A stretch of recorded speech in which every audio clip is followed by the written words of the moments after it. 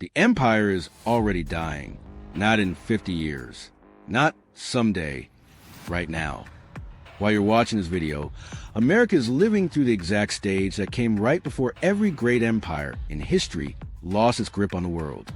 Rome didn't fall in a day, neither did Britain, and neither will America. But here's the part nobody's telling you. Historians and economists agree the United States has just stepped into the final phase.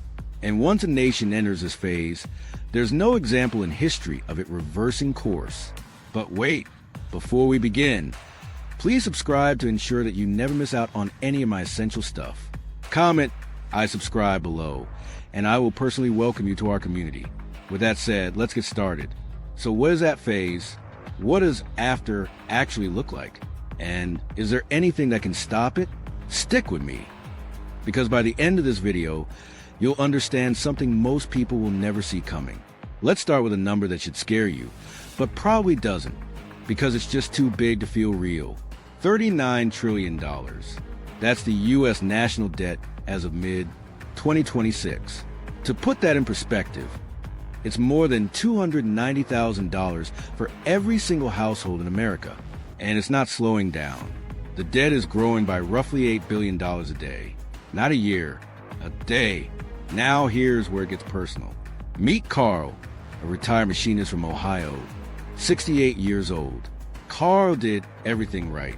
He saved. He bought treasury bonds because his financial advisor told him they were the safest investment on earth. For a while it felt good.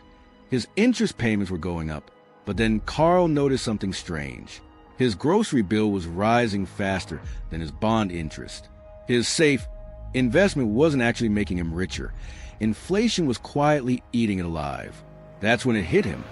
The government isn't just borrowing his money. It's borrowing against his future. Here's the cold, hard fact behind Carl's experience. Net interest payments on the debt now eat up close to 14% of the entire federal budget. That's more than the United States spends on its own military. Just to pay interest, not to build anything, not to fix a single road, just interest. But the debt itself isn't even the scariest part of this story.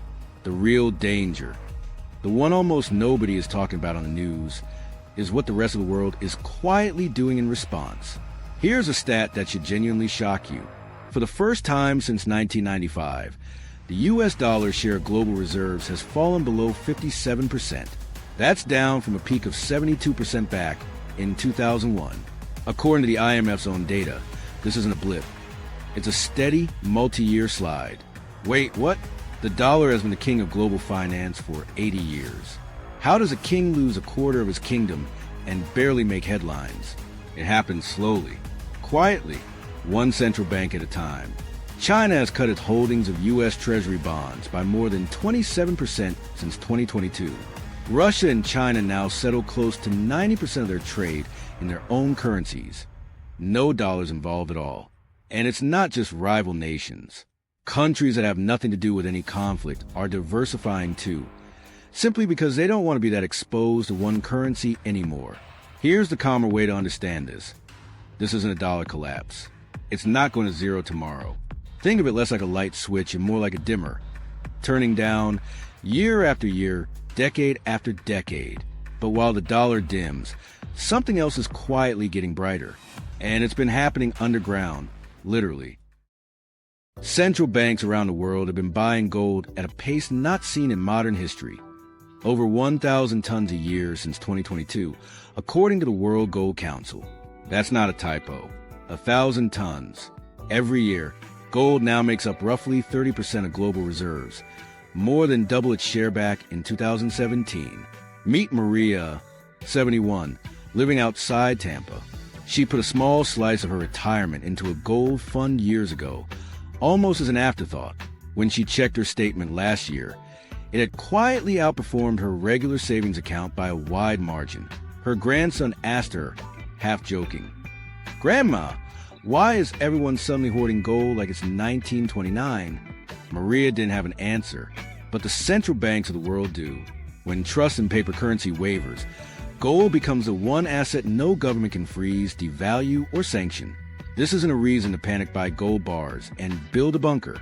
It's a signal, a sign that diversification, not blind faith in any single currency or asset, is what protects people during a slow transition like this one. But gold and de-dollarization are slow burns, decades in the making. The real countdown clock running underneath all of this is something faster and far more political. Here's the pattern that should genuinely unsettle you. Every dominant empire in history, Rome, the Dutch Republic, the British Empire, declined using almost the exact same playbook. Rising debt, currency debasement, military overreach, internal political division, and finally, loss of reserve currency status. Economist Ray Dalio has spent years mapping this cycle, and by his own framework, the U.S. is now showing nearly every marker. America's debt-to-GDP ratio sits around 123%, meaning the country owes more than its entire economy produces in a year. The yearly deficit is running above 6% of GDP, double the 3% level that economists across the political spectrum agree would actually be sustainable. Wait, but here's the twist nobody expects. This is not a building collapsing. Historically, this kind of transition takes 20, 30, even 50 years. Britain is still a wealthy, powerful, respected nation today. It's just no longer the only superpower on Earth. So if this is a slow fade instead of sudden crash, what does after actually look like? Here's the part most people won't say out loud. Here's the real answer. The world isn't waiting for a new single empire to replace America. It's becoming multipolar. Several major powers sharing influence instead of one nation calling all the shots. The BRICS Plus bloc, now 10 countries including China, India, Russia, Brazil, and others, already controls somewhere between 42% and 44% of the world's central bank reserves. They're building their own payment systems, their own development banks, their own trade networks that don't need the dollar or Washington's permission to function. But, and this matters, not everyone agrees this is even happening the way it sounds. India's own foreign minister has publicly said the dollar remains the source of global economic stability, and that there's no unified plan to replace it. Meanwhile, investor Ray Dalio has warned of what he calls an economic heart attack if nothing changes. So which is it? A gentle multipolar shift or a looming crisis? Honestly, both camps have a point, and that uncertainty is exactly why the story matters to you. Right now, not in some distant future. Here's your reason not to despair. Even in the most aggressive forecasts, this transition plays out over 15 to 20 years, not overnight. There's time to understand it, time to adapt, time to make smarter decisions with what you have. But there's one wild card sitting in Washington right now that could speed this whole timeline up by years. Tariff threats. Specifically, threats of up to 100% tariffs on BRICS nations that pursue de-dollarization. On paper, that sounds like a power move. Punish the countries trying to walk away from the dollar. But here's the twist. Economists warn this kind of pressure can backfire, pushing nations to band together and accelerate the very shift it's meant to prevent. Add to that an ongoing fight in Congress over the federal budget, a highway bill that can't get passed without political games, and a debt clock that doesn't pause for elections. And you start to see the real risk isn't the economy, it's the politics on top of it. So here's the question I want you to sit with. Is America heading toward a slow, graceful decline? Like the British Empire, still rich, still powerful, just no longer the only one in the room? Or is this moving faster than anyone in Washington is willing to admit? Comment below. Do you think the dollar still rules the world in 2040 or not? And if you want to see exactly which empire in history mirrors America's decline almost beat for, hit subscribe, because part 2 breaks down the one historical collapse nobody's talking about, and it might change how you see everything happening right now.